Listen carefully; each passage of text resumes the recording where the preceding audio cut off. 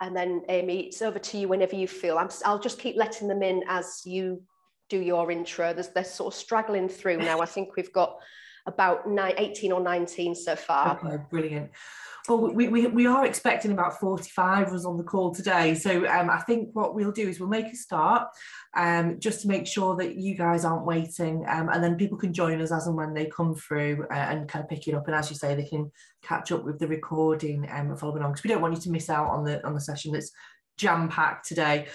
So just a quick intro from myself. So my name's Amy Oakes. I'm the head of OD and learning at Mid Cheshire, and I'm a member of the HPMA branch in the Northwest.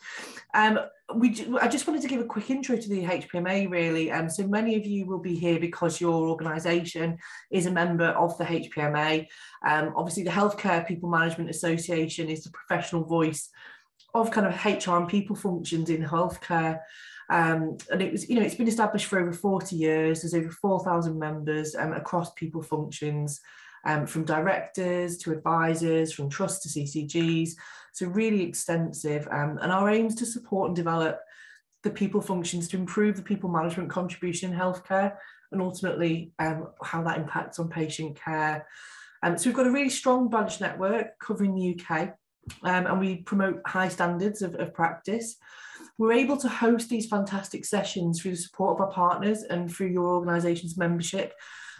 So absolutely encourage your colleagues, other people in your departments to attend these sessions and make them aware of them. And, when you see the flyers, please do share and make sure we get people joining as many sessions as we can. We send out feedback after the session and really appreciate if you can take a few minutes just to fill that out. And really importantly, we really hope you enjoy the session and get something out of it. So I'm going to hand you over to my very capable colleague, Victoria Garrett from Trans2 Perform. Trans2 is an organisation that we at Mid Cheshire have worked with for quite some time now, and one of our trusted partners in delivering some fantastic sessions for us. So without further ado, I'm going to hand you over to Victoria. Thank you so much, Amy. No fears now. You've just set me up for hopefully I'm on form this morning, but officially good morning and welcome to everybody. And again, thanks Amy for that kind introduction. As Amy said, yes, I work for T2 or Trans2 Performance. I don't know if any of you on these sessions before have met my colleague Martin. I think he's delivered a couple of these sessions as well for the HPMA, but we're here for the next hour, and we're going to be talking about the ability to speak with influence, power and presence. No mean feat for any of us, especially me delivering this session. So let's hope I can to you all in the next hour. So just to give you a very short potted history as to me, my background is in the NHS as well. I was a podiatrist and then became a lower limb specialist. And through research, found myself working fantastically at the Department of Health as a project implementation manager under the last Labour government, which was a fantastic role. From there, I moved away from clinic, so to speak, and I became a leader, working across the primary care, actually, but also little bits of secondary care before moving into the charitable sector, private sector, and across many different types of industries as well. So I'm very much coming at this from your angle, and I understand some of the challenges around this topic within the NHS per se. Okay, so as we go through today's session, I am just letting your colleagues in as we come along. So if I do sort of go quiet for a moment, it's just because I'm just admitting people into the sessions. Hopefully that will stop in the first couple of minutes as well. We have set up a chat function for those that have just joined us. Thank you for those that have already populated something in there, but it's quite a good way of interacting with myself and your peers as well. So if anything comes up through the session, do throw it into there because we can all learn from one another in the next hour. But equally, I will try and stop 5-10 minutes before the end of the hour for a Q&A as well. But if any questions come up, populate them into there as we go through, and I'll do my best to actually include it in the session as we go. So, speaking with influencing, power and presence, how do we do that? We could talk about that all day, couldn't we? It's so many different variables involved to make sure that we are heard, we are understood, and the intention of our message is perceived in the way that we wanted it to. So let's explore that. Where do we even start? Well, let's start just talking about leadership in general. What is a leader? What does it take to be a leader? We know in terms of management skills, we can learn those, can't we? We can go onto HR portals and learn how to do certain tasks, certain things. We can learn those skills. But with leadership, it's much less tangible, isn't it? They're all things, anybody can be a leader, and they're all things that we possess, sometimes naturally, and sometimes we have to work a little bit harder to sort of turn certain things up and turn certain things down in order to be heard. And being a leader is really, really challenging. One thing we can be sure of is that having the ability to be able to influence and that presence to persuade other people to invest in us and our ideas in a way that's credible and bring our message to life is something that we have to learn. It's a skill we have to really ensure that we've nailed, don't we? Otherwise, who are we if we are not an influence on other people around us? So it's a really challenging position to be in, isn't it? So just thinking about that for a moment, if I was to say to you, public speaking, leading a meeting, having those difficult conversations with either people in your team or your peers or your superiors, whatever that might be, how naturally does that come to you in terms of feeling that confidence and having presence and influence? If I said on a scale of 1 to 10, where 1 is, do you know what, I'd probably lose sleep a little bit the night before and it would play on my mind and I'd want to really practice it because it's not something that comes that easily, right through to 10 being, bring it on. I really thrive in those sort of environments where I can really sort of step up and be heard. Where do you think you would pitch yourself between 1 and 10? Pop it in the chat function for me. Where do you think you would be? So just a number between 1 and 10. I just want to gauge a bit of a measure as to how you're feeling in the room. 6, Sarah, Phil, 6, 4, Helen, a little bit less, 5, 6s. Oh, you're all kind of going in the middle there. 5, I appreciate it depends on who the person is, what the message is, doesn't it? But as a general rule, hello there, Jane. 7, excellent. Thank you, Steph. 3, 7, 3, 4, 8. Excellent. 7s. Oh, we've got a real range across the group, haven't we? From a 3 to what looks like an 8. And I appreciate it really depends on the environment and the message, doesn't it? But some people, they're 3. Actually, this is something that is a daily challenge, isn't it? But it's something we have to conquer. And as I say, many variables that go into it, both internally and externally as well, which is what we're going to explore. So hopefully by the end of this hour, you will have a few extra tools in your toolkit to be able to think, next time, I can step up and do this. It's going to be okay. And I can move myself from a 5 to a 7 or a 3 to a 5, whatever that may be, because we're never going to be a 10 naturally, are we? There's always going to be those challenges. So thank you for sharing that. But what are we talking about here? What does executive presence even mean? Because actually, if it means something that's a really tall order to you, then is that expectation always going to be a little bit out of your reach? What does success look like? If we're talking about executive presence, is it about being able to walk into a room and own it so your presence is really felt as part of that meeting? Or is it gaining favour because you feel you display a level of gravitas or expertise in a particular subject area or matter? You want to be seen as that expert. Is it about having the ability to charm? Is it about, I don't feel I've got that charisma, and if I did, I'd feel I had more presence? Is it about gaining respect from your peers and your seniors, that they want to listen to your message because they really value what you add to that session? Is it being confident that your recommendations are going to be taken seriously when you do say something? Or is it a combination of everything? What does it even mean? What does success look like to you? Because some of these things are things you're probably going to be working on all of your life. You may not naturally have. You've got to really work extra at it. Or it could be actually you're doing it anyway. You've just never checked in to realize that you've already ticked that box. So let's think about this. Just reflect for a moment. We've all had those difficult conversations, those difficult public speaking events. Really difficult. The ones that you kind of go, oh, I should have prepared better. I should have done this. I should have done that. That just didn't go so well. So just think back, and it might be as soon as yesterday or last week, or it might be quite far back. But think of a conversation that stands out in your mind as one that didn't really go the way you hoped. And just think about what it was that didn't go so well. If it helps, write it down. And was it anything that I could have avoided? Okay, so was it anything within your control? Maybe it was, maybe it wasn't, but just either write that down or just think it through for a moment. What didn't go so well? I can certainly think back when I was maybe 10, 15 years younger in the NHS. After I'd finished working at the Department of Health and I went into primary care, and it was around the time when CQC was just coming in for primary care. And I had lots of meetings with very senior doctors and deans of universities and people that, to me, were kind of up there. And I was just kind of this, and I don't want to make any presumptions here, but I felt I was just kind of this young female and, you know, new into this, and what could I sort of teach them?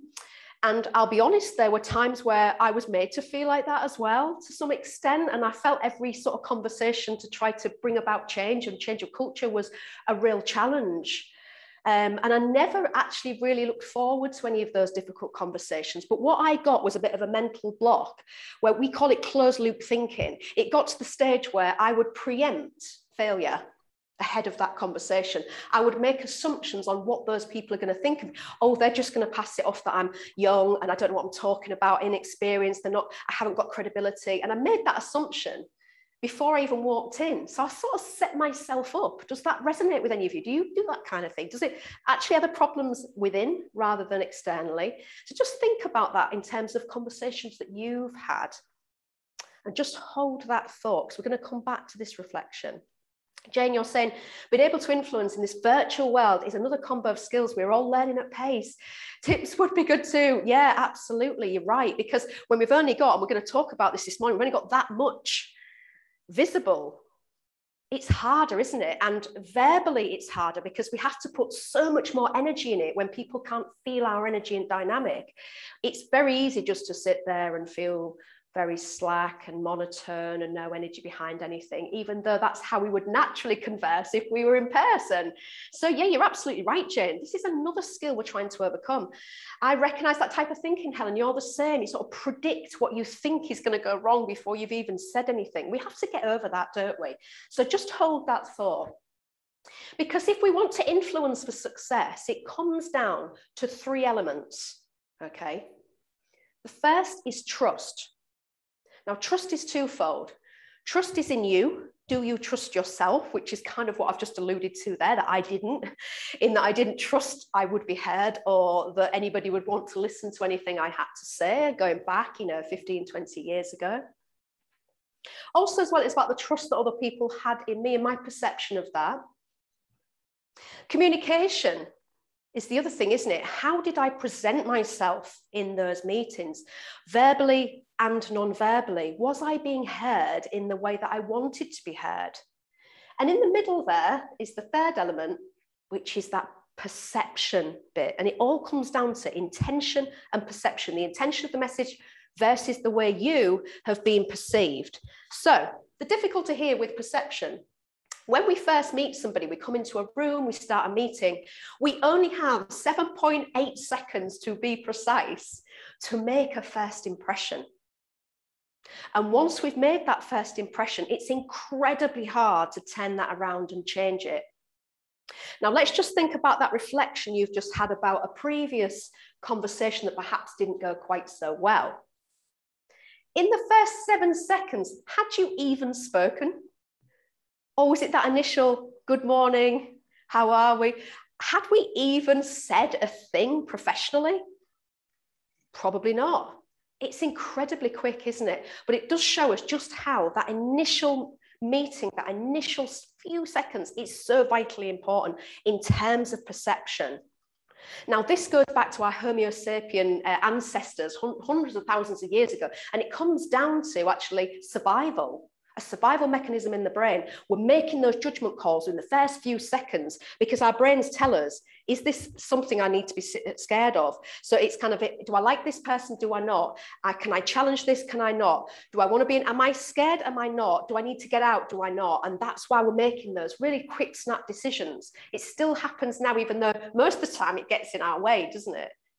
But we've all had that, haven't we? There's quick decisions that we've made on somebody or something, and it's really hard to turn that around. So what is yours? How are you projecting yourself?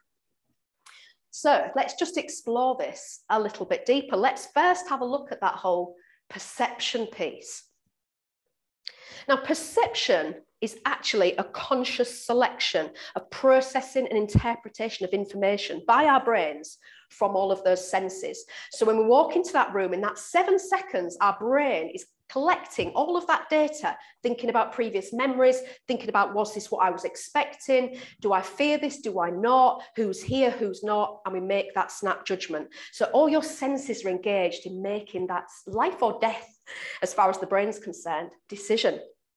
Okay, and as we've said before, the problem is the intention and the perception can be completely different. So let's just look at this image for a moment. What do you see? Pop it in the chat function. What do you see when you look at that image?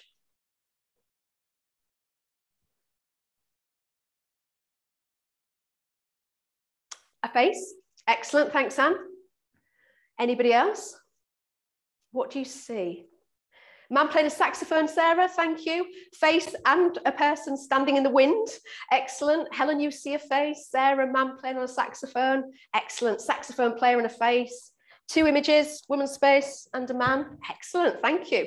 So straight away, you can see, you just demonstrated, haven't we, that we're all looking at the same picture, but our perception is different. Some are just seeing the saxophonist, some are seeing a female face, some are seeing a saxophonist or somebody in the wind.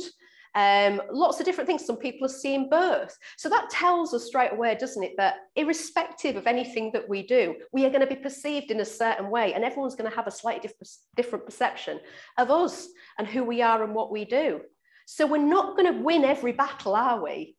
Because perception has just been demonstrated, hasn't it? But right or wrong, perceptions influence how you're perceived and therefore affects your credibility and your ability to be heard and influence other people. So we'll just hold on to perception for a moment while we explore trust and communication a little bit deeper. So let's think about self-belief and trust. So we talked a little bit about that internal dialogue, didn't we?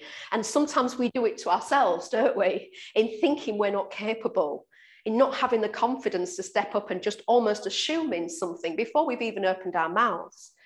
And this is what we call our confidence conundrum, okay?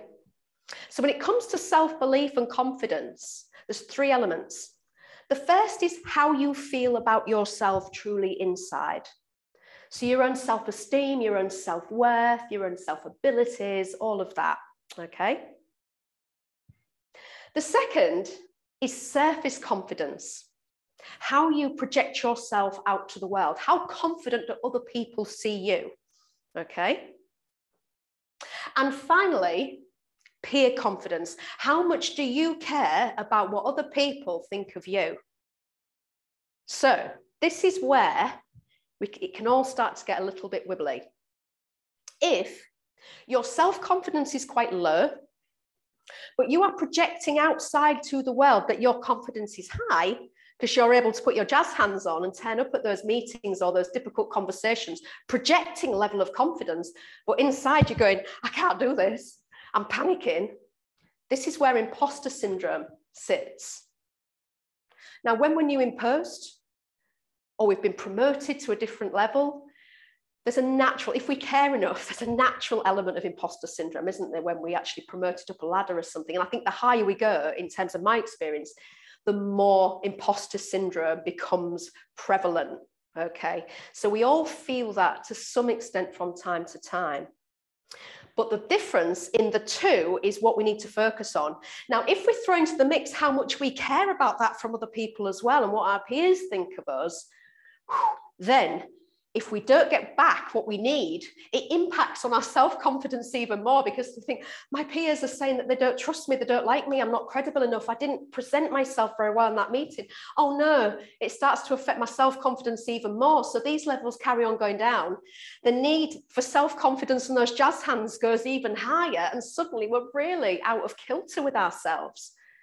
Has anybody ever felt that before? Does anyone feel like what they project is not who they actually are on the inside? We feel like sometimes, there's been times in my career where I've thought, I feel quite fraudulent. I feel like I'm a fraud, like I'm not who they think I am. The expectation of me in that post is too high. I don't know if I've got the confidence to do it. That's not true, because you're there for a reason. You are doing it for a reason. That is because you absolutely can do it. But do we always believe that of ourselves? It's a different question, isn't it? And how much we care about what other people think will impact on us even more. Now, some people are able not to care that much. They can kind of go, yeah, I care to a point, and then it doesn't bother me.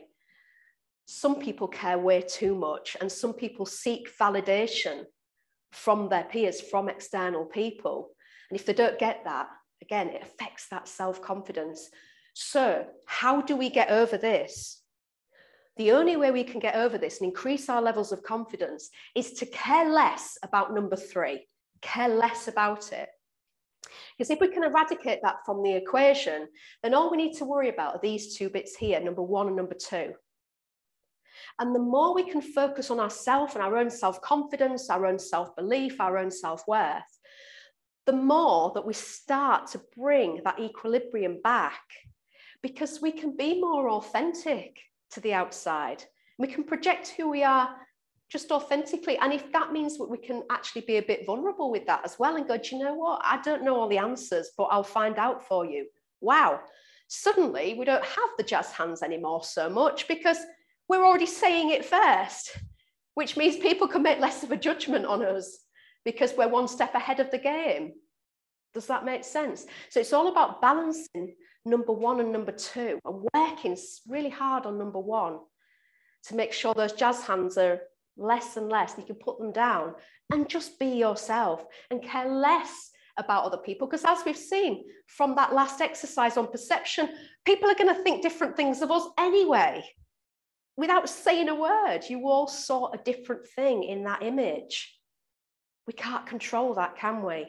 So how much can we control number 3? It starts with you, doesn't it? And number 1. So that's about your own self-belief and trusting yourself that you can do it.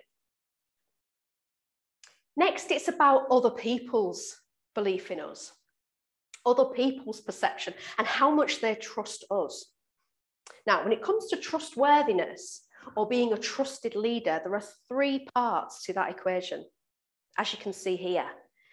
The first is credibility. How credible are you in your post? The second is how reliable are you? Do you show up when you say you're going to? Do you present what you said you would present in the time you said you would do that? How reliable are you? If you're doing one-to-ones, coaching sessions, whatever, do you show up or are you cancelling all the time? And finally, how well do you build rapport with other people? So across those 3 elements, we need all 3, but that's hard, isn't it? If we have credibility and reliability, but we lack that rapport side, we're going to be seen sort of as the boss. We're going to be seen as quite cold. It's going to be quite a transactional relationship with other people. If we're really reliable and we've got bags of rapport, but we're lacking in that credibility, we're going to be seen more as a friend. And it doesn't take a genius to work out if we're seen as a friend and too nicey-nicey, but we're lacking that credibility. Are we going to be heard? Are we going to speak with power, influence? Probably not. So just thinking about those 3 elements there, pop in the chat function for me. Which one of those 3 do you think, if you're being really honest, is probably your biggest challenge?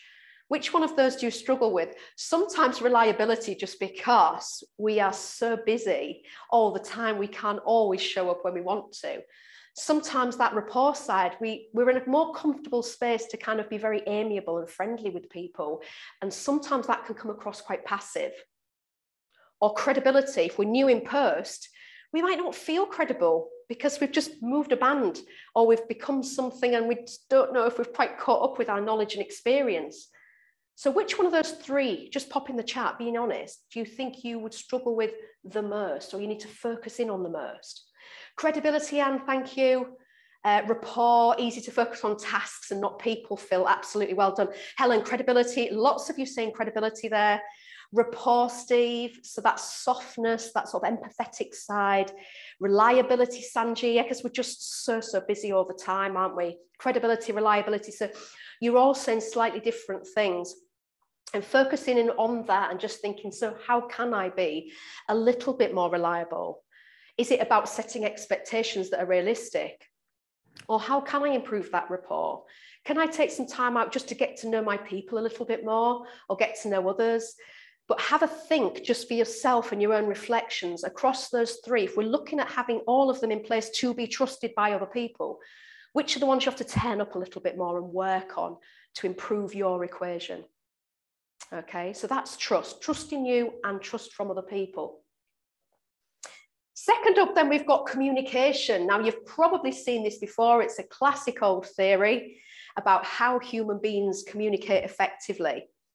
If you haven't seen it, you might be interested to know that only 7% of overall human communication is down to our choice of words. Okay? 38% is down to the way we say those words. So our tone, the emphasis that we put on the words, which leaves the biggest element, 55%, down to our body language. So what this tells us is actually we can say everything by saying nothing at all. Just purely walking into a room, don't forget 7.8 seconds, that's all it takes. We say nothing and we've already got people perceiving us in a certain way. So this is really important to know, isn't it? What you say, how you say it, and your body language, the three need to come together in order for us to become across in an assertive manner.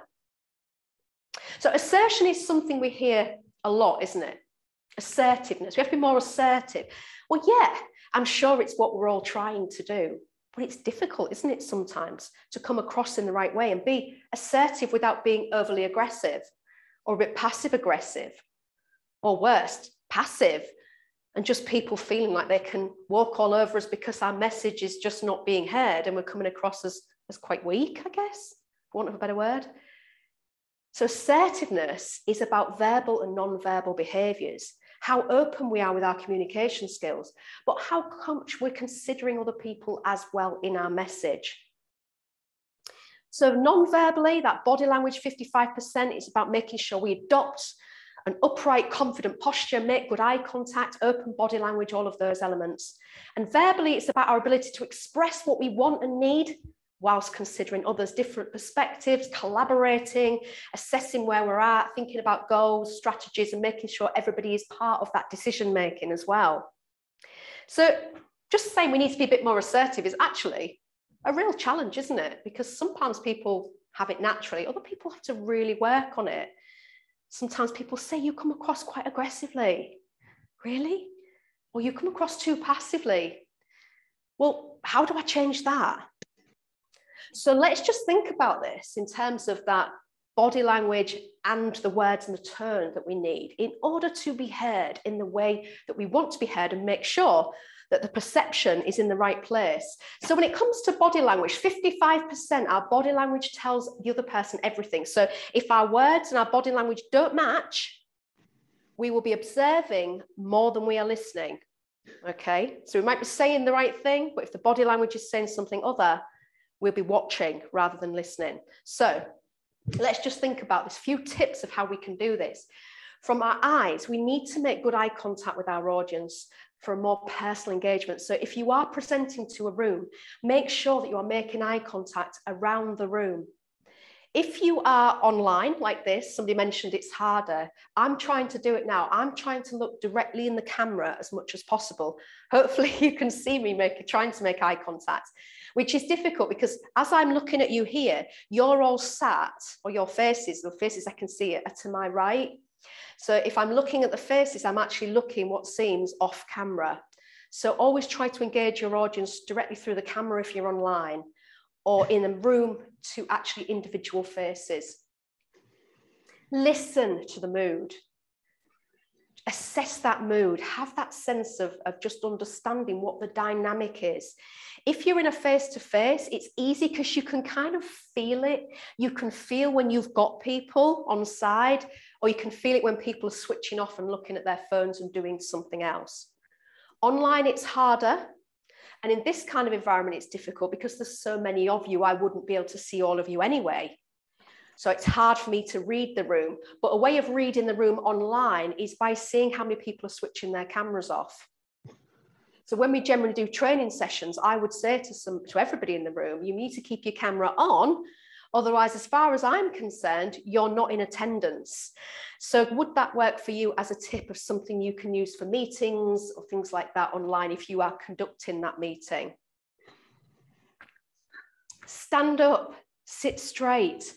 It's so easy. It will increase your presence. When I first started delivering training in these sort of sessions, somebody once said to me, never sit down if you're in a face-to-face environment because you've just halved your presence. And that's always been really good advice, because actually there's just something about physically standing up and that body language piece that as soon as we've done that, we're much taller than anybody else in the room if they're all seated, which naturally is a powerful position to be in. Equally on these training sessions, it's easy for me because I've got this technology, but I always want to stand and deliver as though I am face-to-face with you.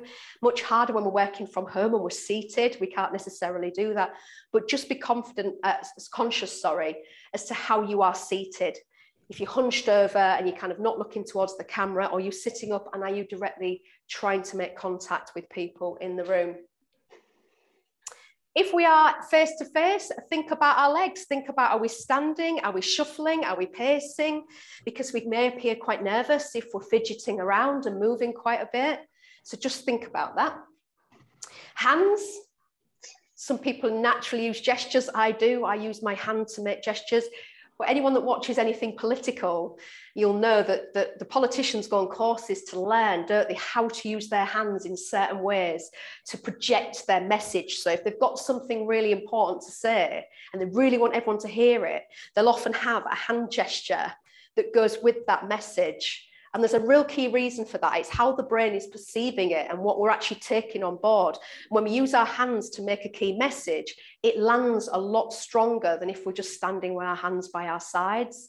So again, conscious of hands, because sometimes cultural differences affect what is correct and incorrect in terms of hand gestures, but just generally using your hands to emphasize what it is you're saying will go a long way, especially online where we don't have that face-to-face presence.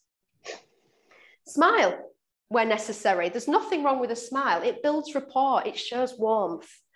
It makes people warm to you a lot more. So again, face-to-face, we can build rapport in lots of different ways when people start walking into the room or we're sitting waiting for a meeting to begin.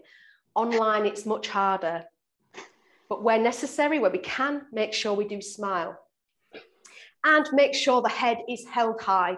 Don't look down, don't look away where possible. So think about your whole body language when you walk into that room and that 7 seconds you've got to make an impression. And next up, we've got verbal communication as well, haven't we? Now, this diagram shows us how human beings communicate verbally with each other. Sorry, I'm just going to turn, Alice, I'm just going to turn your mic off, and Lynn, yours is on as well. Off, that's it. Lovely, thank you. Sorry, just getting a little bit of feedback there. So verbally, this is how human beings communicate between each other. There's always a sender of the message that encodes the message. And then based on their linguistic level and their psychological level, they then share that message across that channel. Okay. It's then received, so it has to be received by at least one or more parties. Once it's received, you will decode it. And based on your psychological level and your linguistic level, you will understand it how you perceive it to be heard. So I'm currently the sender, you're all the receivers in this environment. And can I assume at the end of the hour that we've all gone away with exactly the same understanding of the same content? No, I can't. And I don't really have a way of checking in to make sure that my message has been received in the way I intended it to, can I? So this is difficult stuff, because in the middle there, we've got this channel. Now, this is irrespective of whether we're face-to-face or online, because in the middle there of that channel, we get something called interference. And this gets in the way of my message being received to you the way I intended it to. And there are many, many things that get in the way and cause that interference. They may be environmental, they might be technical. Like on this session, you might keep dropping out, or my voice might not be coming across very clear. There could be many, many things. So pop in the chat function for me. What do you think, if you are in an environment where you're trying to speak with power and presence to your peers, to your seniors, whatever that may be, in a training session, what might get in the way of your message in your environment? What are we up against here in terms of interference? Pop it in the chat function. What are we up against?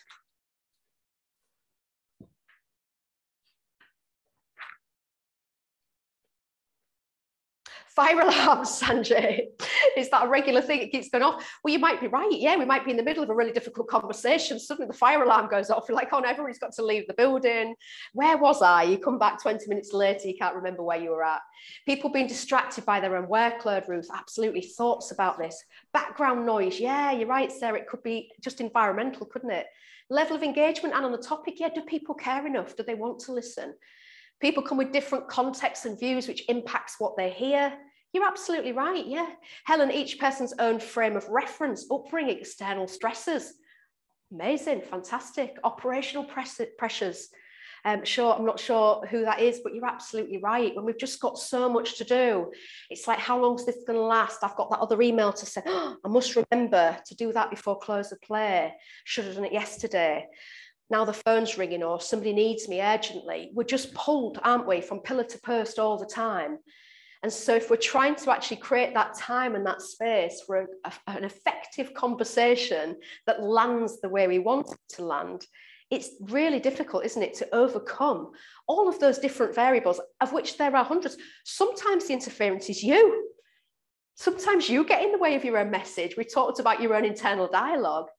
If you're not very confident in that space, is the internal dialogue such that you're telling yourself, oh, I can't do this, I'm struggling, and suddenly we're pumping cortisol and we're feeling a bit nervous, and the message is kind of clunky. Sometimes it's you, isn't it? Could be your own fears, biases, stereotypes, imposter syndromes, language barriers. There are hundreds of thousands of things that could get in the way of your message. So how do we kind of push all that aside and come through the middle and make sure we're kind of like absolved as many of those as we can to make sure that we are heard? Well, really, one of the only ways of doing it is to use the 3 C's. First of all, making sure the time is right and the environment is effective, if we can control any of that. But making sure when we heard that we narrow it right down to just 3 denominators, in making sure our message is concise, it's consistent, and it's clear, okay? They are the 3 strongest variables that are going to let you be heard and effective, influence, presence, etc. So is it concise, or are we waffling? Okay. Is it consistent, or do I change my thinking all the time? So I might be in a meeting and I've come with a message, but my message hasn't really been heard so much. So I'm going to change my message a bit to kind of bring it in line with what other people are saying. So I'm now kind of lacking a consistency in what it is I stand for. Yeah. And finally, is it clear, or are we using what we call blur words? Blur words are words that are ambiguous. They mean different things to different people. So when we talk about something, I'll give you a classic one, is time management. What does that even mean to different people, time management? So are we using ambiguous words that could be perceived in different ways? So making sure that our message is really clear and that we spell it out almost is the way it's going to be heard, to make sure it's hopefully we go through that interference and it lands in the way we hope it's going to land. And then obviously checking for that understanding as well is the final part, isn't it? And making sure we check back that it's been heard and understood the way we managed it to. It's about the only thing we can do. But it's a nice, easy one to remember. Concise, consistent, and clear. And if we can deliver that message with the right body language, the right tone of voice, the right words, making sure we are speaking in the language that other people want to hear as well. So what is their agenda? Some people speak more in targets, KPIs, cost savings. Some people speak more and are more interested in people and care and outcomes. So who is it I'm meeting with? And what is their agenda? So how can I slightly shift my language, making sure we don't use jargon as well? How can I slightly change my language to actually appeal to that person in what it is that they want to hear? Yeah, in a concise, consistent, and clear manner. Yeah. So let's just go back to that little reflection we did half an hour ago. And I said, think of a conversation that didn't quite go as planned. I said, what didn't go quite so well? Anything that you could have avoided? And I just want you to think of this final piece, number 3. Is there anything you could do differently for next time? What did you learn from that conversation that didn't go quite to plan? What could we change up for next time? Even based on what you've heard this morning, is there one thing that you think, right, perhaps that was the issue? Pop in the chat function for me, just so that when you've thought about it, I can understand where you're at and how this could be supporting you, or anything that you can do to take away from today's session as well. So can you think of anything you could change?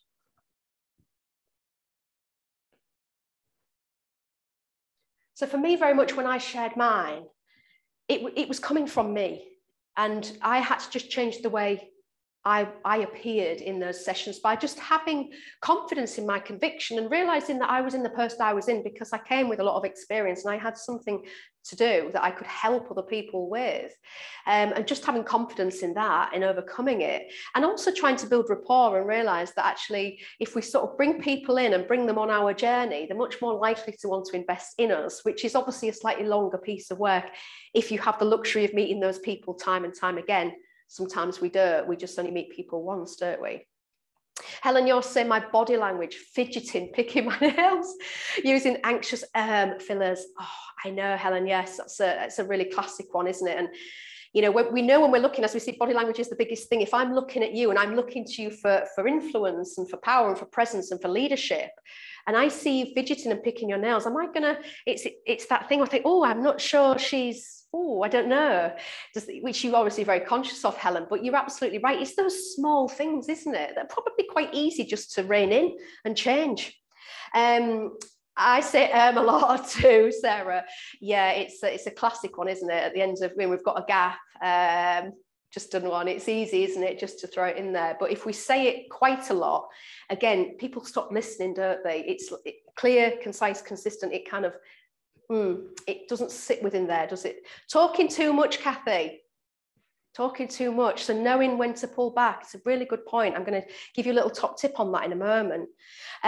Shows a lot of hesitancy too. It does, Helen. Is really just trying to buy us a bit of space just for our cognition to catch up. There's nothing wrong with falling silent for a moment, as long as it is only a moment, because then that equally is what's happening here.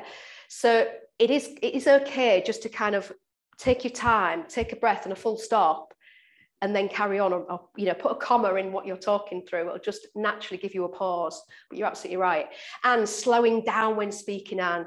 And this is where some people are naturally quite pacey, and I am as well. And I'm trying to get a lot of information across to you in this hour as well. So when we do have a lot to say in a short amount of time, we're conscious of time, it's easy to race, isn't it? And not just stop and actually just double check back that intention perception is in the right place for the message. Sarah, waffling, trying to appease. Yeah, trying to appease, trying to rescue situations, trying to appease other people, rather than just being strong in our message and saying, do you know what, as we saw from perception, people are going to have a different perception of things all the time. We're not going to win every battle, are we? So actually, as long as I'm strong and consistent and clear and concise in my message, it will either be heard or it won't. And I'm happy to flex, but I'm not going to flex so much that my message is lost, because then credibility, consistency, all of those things start to come into question, don't they? So thank you for those people that have been honest enough to share some of those reflections. Hopefully other people maybe either couldn't think of anything or just wanted to keep it private, which is absolutely fine. But it sounds like we all struggle with the same things. There's no easy quick fix for these, is there? We've just got to keep working at it, keep practicing. So with that in mind, here are a few golden rules for speaking with power and presence. I'm going to bring them all up because for some reason, the first 3 have come up in one chunk. So let's just bring them all up. The first one then, That belief in yourself and managing that in a dialogue. Are you putting yourself into a threat state and thinking, I can't do this? Or are you actually saying, no, you know, come on, you've practiced, it's okay, I've got this. I might be feeling the fear, but I'm going to do it anyway. And I'm going to challenge myself to step outside my comfort zone and think, I've got this. I can do this. So belief in yourself, as we know from that confidence conundrum, is where it all starts, isn't it? Number 2, making sure that we're using the 3 C's in our verbal dialogue, in that message: concise, consistent, and clear, really important. Make sure that we always project our voice so we know that the tone is 38%. The words, the tone and the emphasis is 38% of the whole message. Online, it's harder, as we know. We've got to go that extra mile because we've got to really... I'm speaking to you now as though I'm speaking in quite a large room. But do we do that when we're sitting down and we're just talking to a small group? Probably not. So think about how we project our voice and our personality. Speak in their currency, as I've just said, use their language. What is it they want to hear from us? What is their agenda? And making sure we always use that so that we are heard as best we can be. Plan, prepare, practice. If you struggle with this stuff, make sure you practice your message before you deliver it. I sometimes do this in the mirror, which is really strange, but talking to yourself in the mirror is like talking to yourself online. Because when you talk to yourself, when you're talking in a meeting online, you can see your own face, can't you? And that's quite disconcerting, isn't it? To sort of be staring at yourself. So if you do have a difficult message to deliver in an online session, practice in a mirror. That way you're less distracted by your own face.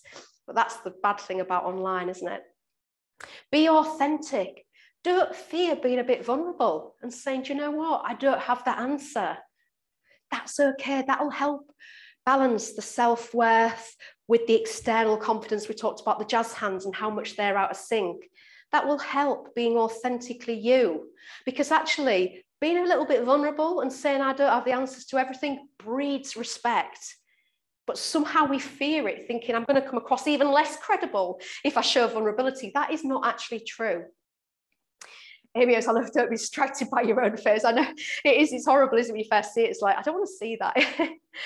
Pick your battles. Just accept that we're not going to win them all.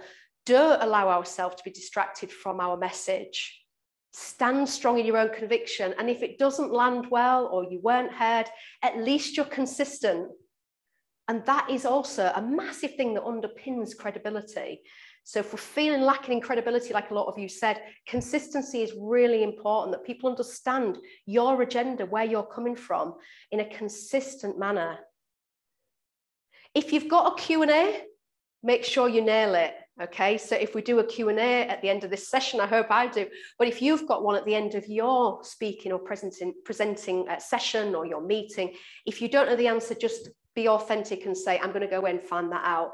But make sure that when people do ask you, you have the relevant answers, or you can signpost effectively. Breathe. Try to relax. When we get nervous, we get a lot of cortisol pumping around our bodies and adrenaline. And I'm sure you've all had that before, and it's a really uncomfortable feeling. It makes our heart race. It makes us hot. It makes us sweat. Sometimes we get that rash, don't we, that creeps up from like your chest up onto your face. And cognitively, we can't think straight. So we start losing the words, losing the patter. Suddenly, we're now panicking even more, and there's even more cortisol. We can do it to ourselves. But by breathing and relaxing, we reduce the cortisol and increase other hormones that kind of try to balance things, a bit of noradrenaline, things like that, that actually counteract the effects of cortisol and adrenaline.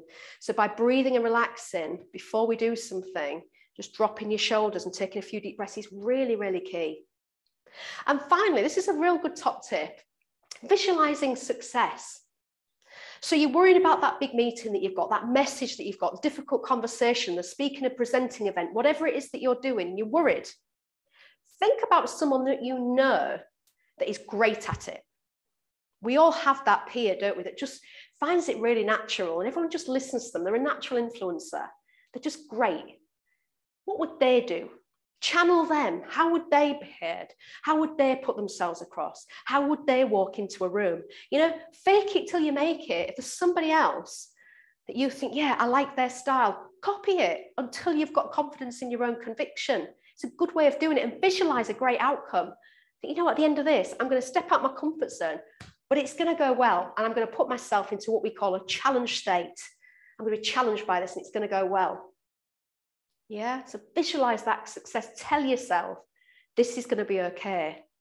Rather than, this is awful, I'm scared, I'm going to fail, it's going to be terrible, I'm preempting this already before I go into the room. Yeah, so think about that internal dialogue. And my last little nugget of wisdom for you, which is not on here, if you're in a meeting, it's always most powerful to speak last, wherever possible. The most powerful place to speak is last. A few of you said you waffle a bit. Sometimes you talk too much. I think it was Kathy had said, I talk too much. That's okay. But actually just pulling back, listening, observing, taking on board what's been said. I don't mean be quiet. Obviously, if you want to join in, then join in. But when you've got your point to make, your clear, concise, consistent message, if you make it right at the end of that meeting, the last thing that people hear, it will land a lot better rather than being lost in everything else, if that makes sense. So where possible, speak last. So lots and lots covered there today. I make it just before 5:02, about 10:53, something like that. So we do have 5 minutes, 5-6 minutes for a little bit of Q&A. So I've covered a lot there. But is there anything as we've sped through that you actually think, do you know what? Can you clarify that a little bit more? Or what do you think about this? Or any personal experiences? Please do share them in your chat function, or feel free to put your mic on as well and actually talk to me if you're brave enough. Is there any, or are there any questions?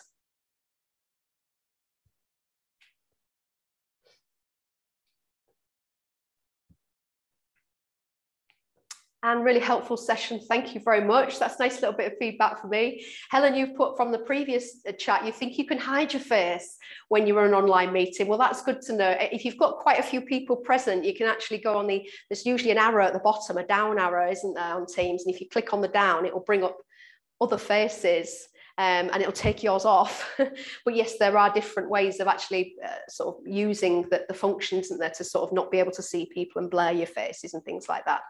Concise, consistent and clear is good to know. Thank you. Yeah, and sometimes it is just lost in translation, isn't it? The message is just lost. And the more we have to say and the more we waffle, the more the message is lost, the key messages. So thank you for that, Sarah. That's good feedback. And I'm glad you've got that from the session. Are there any other tips? Oh, Alison, you're saying great tips. Thank you as well. Sarah, thank you. Really good tips and some things to think about. Yeah, I guess from today's session, there's a lot there that you probably need to reflect on. It may be that you want to listen to this session again, just to go back and have a think about some of the areas that you struggle with and how you can focus in on those to make sure that you're heard. But obviously you have that luxury, so I can ask Amy to send that out if it helps. And I think you said this book, can you transfer the golden rules for individual conversations? Absolutely, yes, we can share anything from this session I'll share it with Amy and she can distribute. Thank you. Maybe we're too hard on ourselves. Kathy, I think you're absolutely right. I think expectations are always so high, aren't they, that we want to be able to nail it every time and be absolutely perfect. And it's not possible, is it? I've got an underlying health condition where I do get kind of a lot of fatigue, and sometimes when I'm in these sessions it's kind of like it's bigger than me and I can show up and I can do everything right, but it gets in the way. Some other people may just have like too much to do, trying to spin too many plates, but we expect perfection every time. We're human beings, aren't we? We can only do our very best. And sometimes our best is good enough, and sometimes we can chastise ourselves and worry too much about what other people think, and where we seek that validation and start to impact on our own self-worth. And that's the bit we have to be mindful of, making sure that we can do our very best, but we're not going to win them all. We're never going to be perfect. So you're absolutely right. Steve, thanks. Great session. Thank you, Steve. Sanjay, excellent session. Thank you very much for that feedback. That's lovely. So yes, happy to share this presentation and the golden rules as well. I shall share that and anything else I think might be useful to you all. But good luck with everything, wherever you are and whatever you're doing. Times right now are really tough, aren't they? So thank you for finding this hour as well to come and join us. And hopefully you've taken a few tips away from there as well. Thank you, Shorts. Thanks, Helen. Thank you, everyone's saying thank you to me. I'm saying thank you to you. Have a lovely onward day. Good luck with everything. And yeah, hopefully our paths will cross again in good time. So if there's nothing else to say, I wish you a good day. Thank you. Thank you so much. Thank you.